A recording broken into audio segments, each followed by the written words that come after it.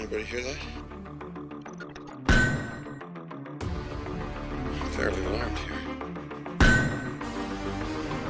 Come on, we gotta get out of here. We gotta get out of here. Now, right now. Fear not, brother.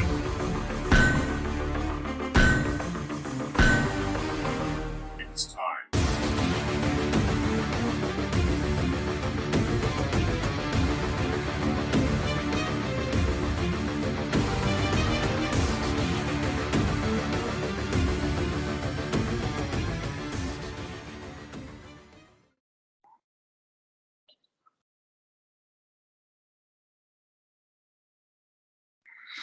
And welcome back to the Knights of Christendom. I'm your host, Frank. I'm joined here with my partner, Neil.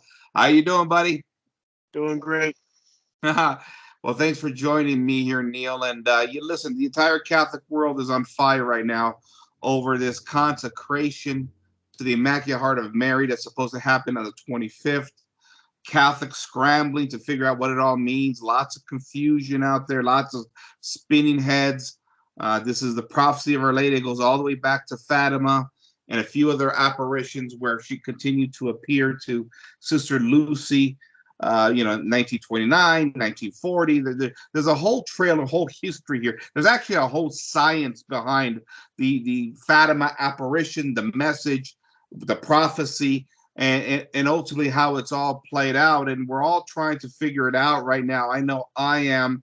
And the big news that broke today is that the Vatican actually released the text of the language of the consecration. Now, just in a nutshell here, again, that's a rehash, a lot of the same discussions, but the consecrations have been tried in the past by previous popes, but for one reason or another, they haven't fulfilled all the requirements. Certain cases, they haven't mentioned Russia in the consecration. Other situations, Neil, they did not order all the bishops, or at least the Holy Father did not order all the bishops in on the consecration, which is another mandate. But here we are. The Holy Father now, Pope Francis, is calling, well, he's not ordering, he is requesting, which there's a debate behind that, but there's one argument that says once the Pope requests something of you, it's like the equivalent to an order, right? And here's the language. I'm going to skip it straight to the part that we're all looking for, and that is a consecration of Russia to the Immaculate Heart of Mary. And the key quote is down at the bottom. It's a very well-written letter. There is some, kind of Francis nuances in here, the kind of more liberal-leaning language that he uses sometimes, but for the most part, it's a very strong prayer. But here's the key part, and I want your reaction to this. Therefore, Mother of God, our Mother, to your Immaculate Heart, we solely entrust and consecrate ourselves, the Church and all humanity, especially Russia and Ukraine. Accept this act that we carry out with confidence and love. Grant that war may end and peace spread throughout the world. The fiat that arose from your heart, open the doors of history to the Prince of Peace. End quote. Neil, this quote came out today, and there's two different camps here. Traditionalists on one end are saying, well, he's not necessarily consecrating Russia, he's consecrating all of humanity, but he does mention Russia and also Ukraine in there. And so, talking to a friend of mine about this, Julian, Neil, a mutual friend of ours, he's asking me, well, does a conjunction really change the meaning of the statement itself? So when he says we consecrate the Church and all of humanity, especially Russia, my initial instinct is it's not perfect, but I don't think it's that far off either, Neil. What are your thoughts?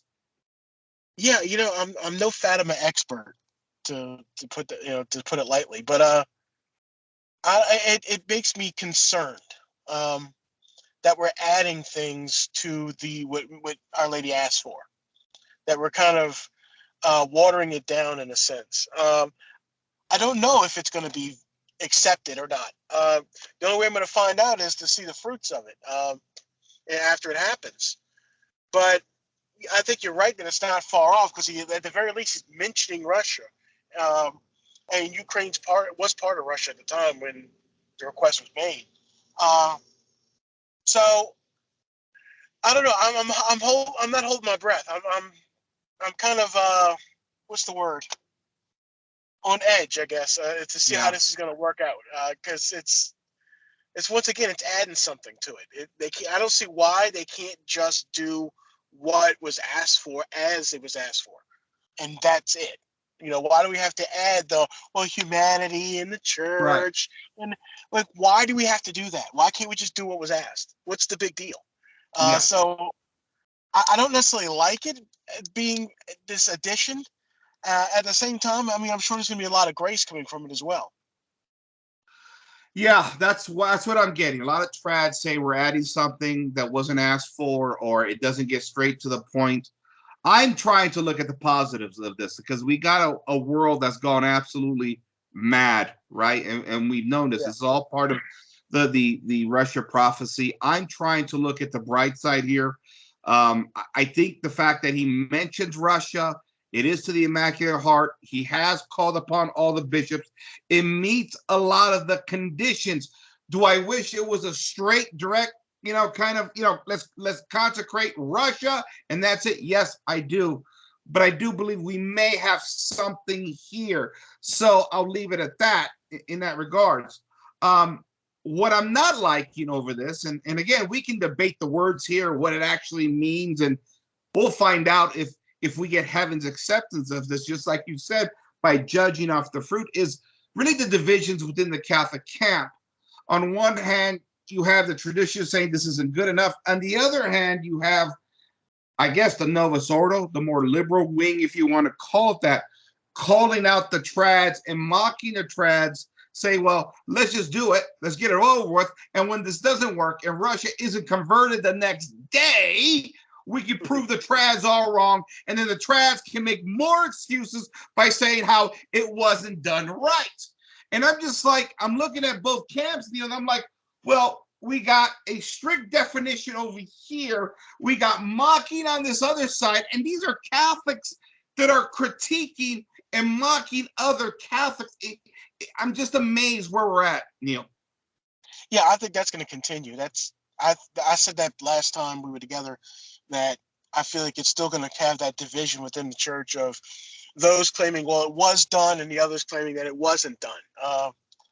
I guess, I mean, if we look at the fruit and it's bad fruit, we don't see this conversion happening, we don't see the promises being fulfilled, then either it wasn't done correctly or Fatima is false. It's the only way I can see. Yeah. That's the only conclusion I can draw. Now, I don't think it's going to be overnight, of course. I don't think we're going to see something immediately.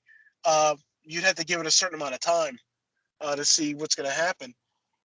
But the divisions, I think, are going to continue. You're going to have both camps, or multiple camps, complaining about how it was done, that it wasn't done, or it was done. And, I mean, as it is, people still claim that it was done by, Pope John Paul when he consecrated humanity.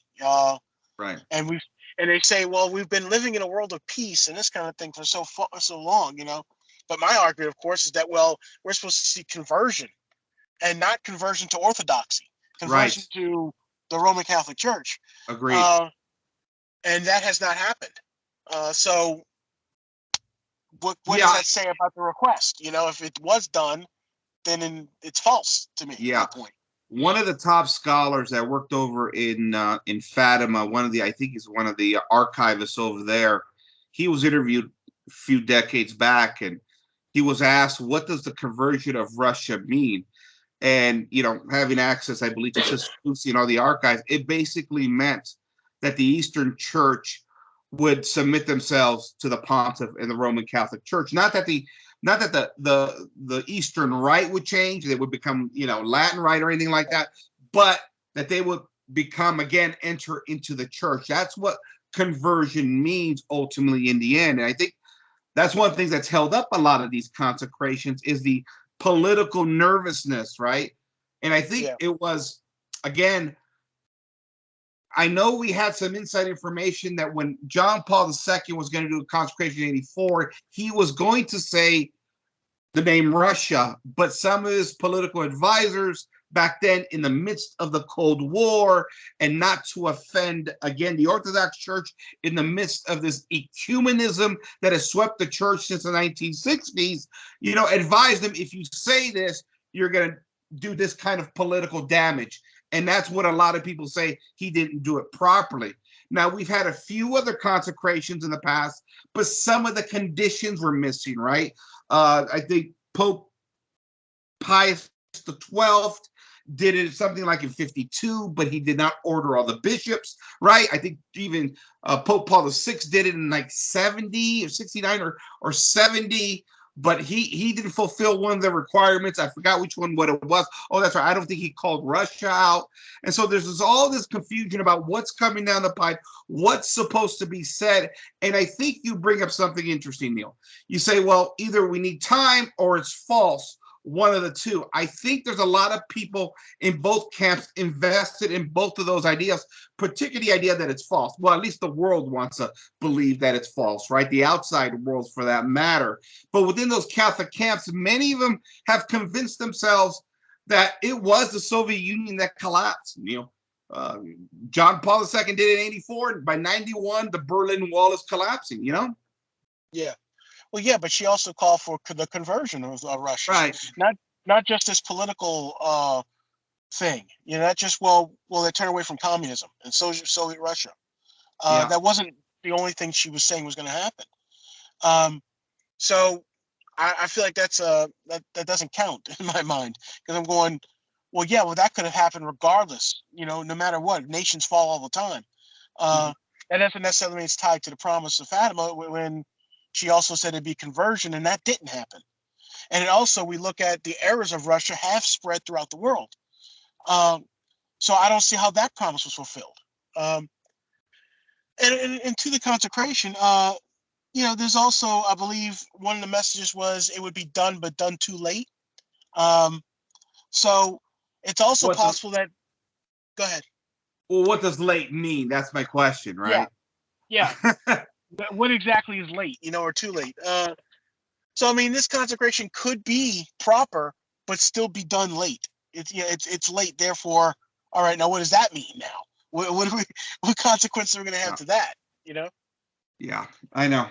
It's just this has been mind-boggling for me since it was announced that the Vatican was going to do this, that the Pope was going to do this, and I don't know what to make of it, because Fatima is such an important apparition, and there's lots of scholarship behind it. There's lots of serious study behind it. It's not something flippant here, right? It's not just some person at home recording themselves on YouTube saying, I saw a vision. Yeah. No, there's an actual science and a study behind it. And so that's why this is very interesting to me. Now, there's one other school of thought here that's more radical, Neil, and again, I don't know what to say about this, but I'll mention it to you. There's another wing saying, well, Pope Francis is not a real pope. He's a fake pope. Therefore, a fake pope cannot consecrate Russia to the Immaculate Heart of Mary. Do you have any thoughts on that? I don't know where I fall in that one. I mean, I don't have any reason to believe that he's an anti-pope. Right. I haven't seen any evidence to that. I know there's a whole camp of people that argue that. If it was true, then yeah, you'd be in a serious pickle here, because you'd have someone who's not the Pope doing the consecration.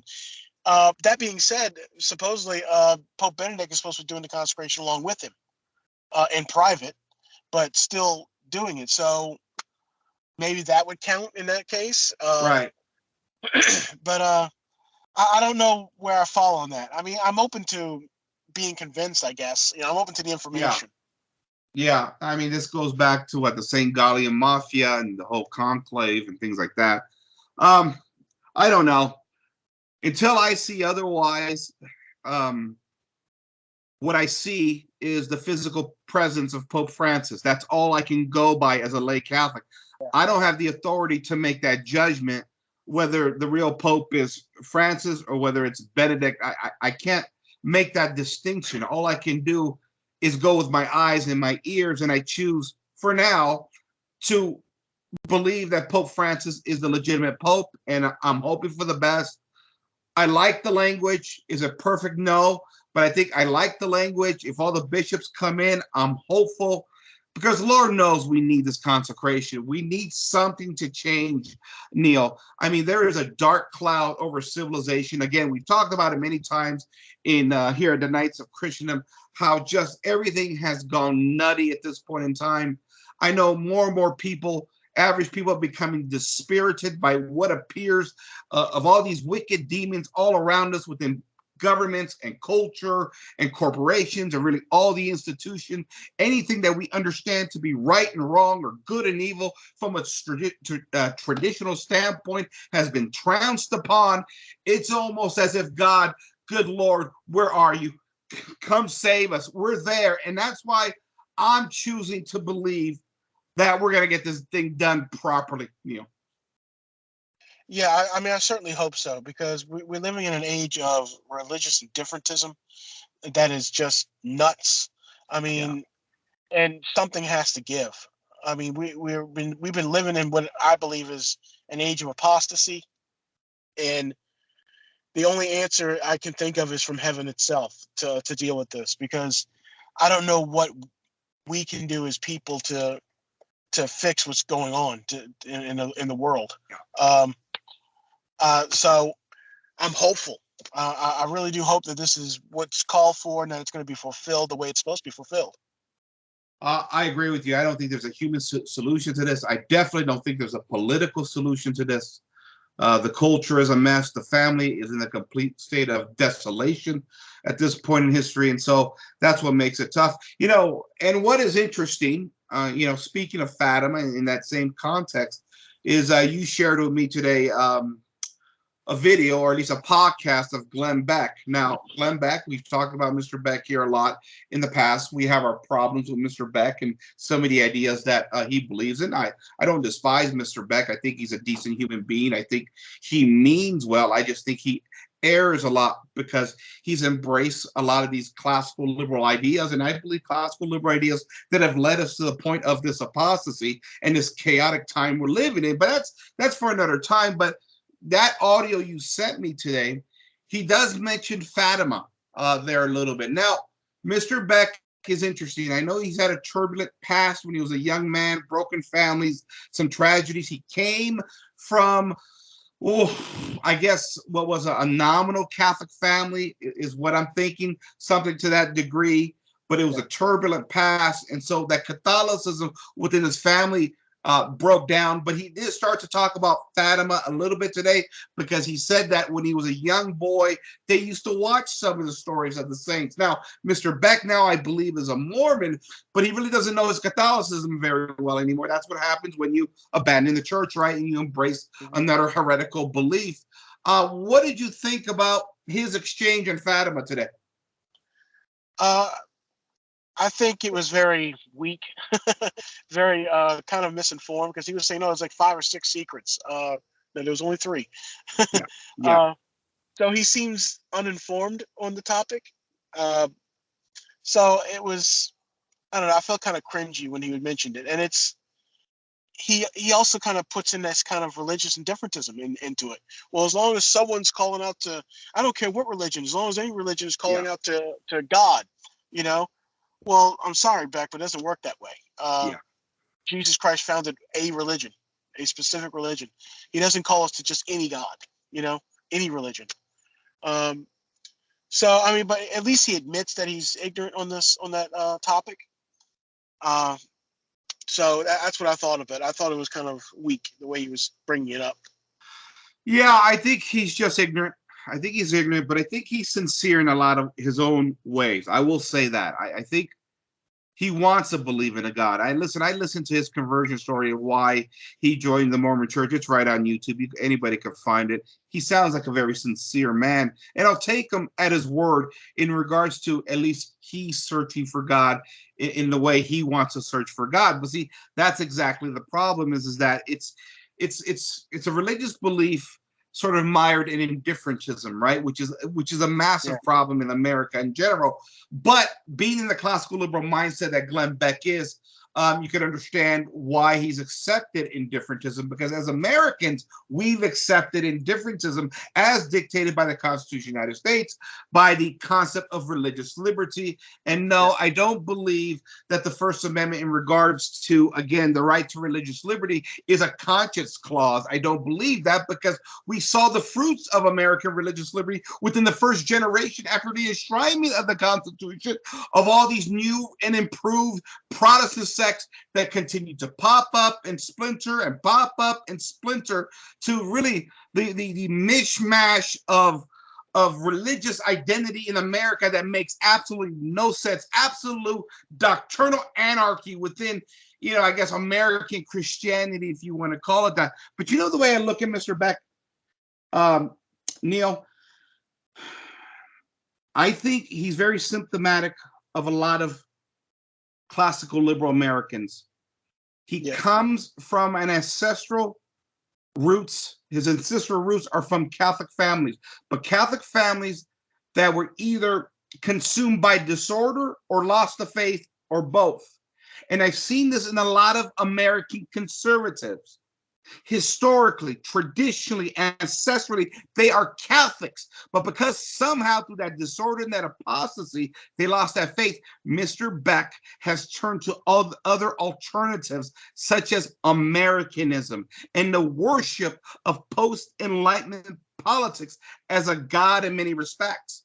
Because if you listen to Mr. Beck, his God really is what? The Constitution of the United States, the Founding Fathers, America as a beacon of truth, America as a shining city on a hill. And listen, this is not to say that having, pride or having patriotic sentimentality towards your country is bad. I love America. I love my home. But when your country becomes your religion, that's where you got a problem. And I think what happens in a lot of Catholic families, if you go back 30 years or 2 or 3 generations even, the faith has broken down. And what's the old saying, Neil? Nature fills a void. You lose the faith along your ancestral lines. Something has to fit it. And either within your your family lineage, either liberalism is going to kind of take over your faith, or it's going to be Americanism. And that's what I sense from Mr. Beck. Yeah, his religious compass or beliefs are deeply tied to America, the nation. George Washington, Thomas Jefferson, Abraham Lincoln, all those are his saints. They're his religious figures. And it's almost as if the country can do no wrong, or at least the time of the Founding Fathers. Founding Fathers can do no wrong. There's no error to be found in their ways and their way of thinking. And it's to the religious freedom in our Constitution. I think part of the evidence of it not being a matter of conscience is the fact that the Catholic Church was very much persecuted. Catholics in general persecuted in this country, while Protestantism was accepted. So I think the religious freedom, religious liberty thing has a lot to do with their seeing Protestantism, or even religious indifferentism. Just any religion can go, well, except for the papists, So, but yeah, I think Glenn Beck is awfully tied to the country being part of his religious beliefs. It really is a religion of the country. Yeah. And I can't understand how he goes there all the time. He says a lot of great things, Yeah, he does. Listen to him, and he says things about the country that are right. And he goes and he pushes back against critical race theory and that kind of stuff, which is correct. But he'll cross the line and make it almost as if the country is divine. Well, the Founding Fathers and their writings are just perfect, and we always have to go to them. It's like, no, we have a religion founded by Jesus Christ, the church, who we turn to, and we happen to be part of a different nation, and we try to be patriotic, but we always have to turn to God first in His church.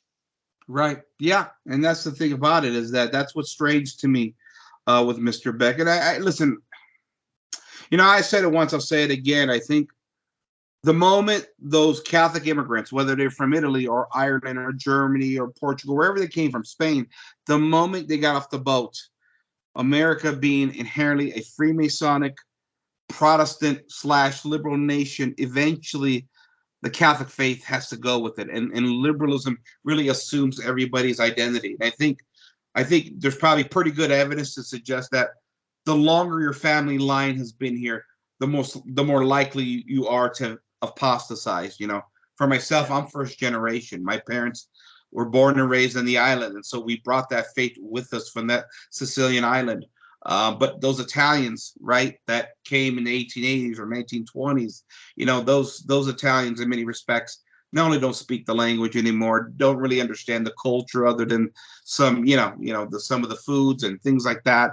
But they've lost the faith completely, and I think that happens. And then once liberalism consumes your family, you get a lot of these contradictions. And then when there is no true faith anymore, something has to replace it. In many respects, pornography, pot, again, progressivism, liberalism, alternative lifestyle has been one area where many Catholics have been sucked into. And the other camp, those that kind of still see that the progressives are satanically inspired, they turn to the right, and that is the embracement of Americanism and America as a divine deity. And I think that's what Mr. Beck and many other conservatives have embraced, those that have, again, those multi-generational roots in regards to their immigration history. Like I said, you can love your country, you could be a patriot, but that doesn't mean your country has to be a god.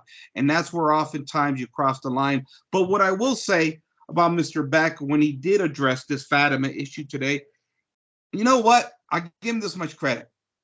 As much as he really didn't know, as much as he was kind of stammering, trying to figure it out, he seemed like a man looking for something. And the fact that he brought the topic up, the conversation up on his radio show, because listen, you're not going to get this from Sean Hannity.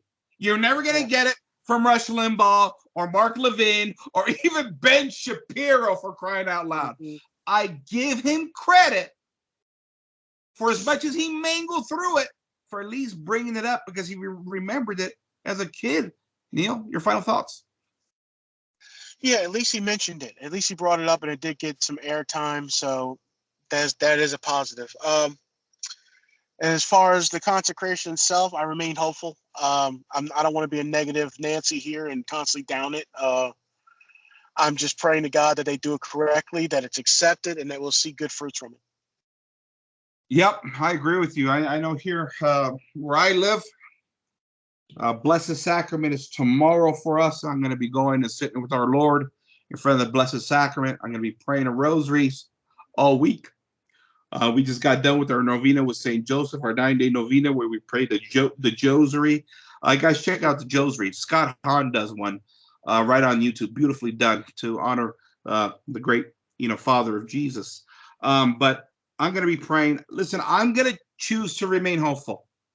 I don't want to be a downer. I don't want to be a negative. I understand the nuances of the arguments, but at some point this has to happen. And listen, if there's a time to ever pray and fast and be hopeful, it's now, ladies and gentlemen. I mean, we're on the brink of World War III here, possibly. Now is the time to get your spiritual affairs in order. Get to confession. Go to the Blessed Sacrament. Pray your rosary. Go to church. Go to Mass. Get communion. And try and stay in a state of grace. I know that's easier said than done for a lot of us that struggle with sin. But you know what? This is the time. It's now or never. I'm choosing to believe in the best. I pray for God's will. I pray for heaven's acceptance of this consecration, because, boy, I got to tell you, Neil, the world is just a dark place, and I'm out of answers. And so is everybody else, to be honest with you, right? So there you have it, ladies and gentlemen. Neil, buddy, thanks for joining me. My pleasure. All right, ladies and gentlemen, this is Frank. Looking forward to that consecration 25th. Keep praying, people. Keep praying and sacrificing. Signing off for the Knights of Christendom. Thanks once again to my friend Neil. Good night, everybody.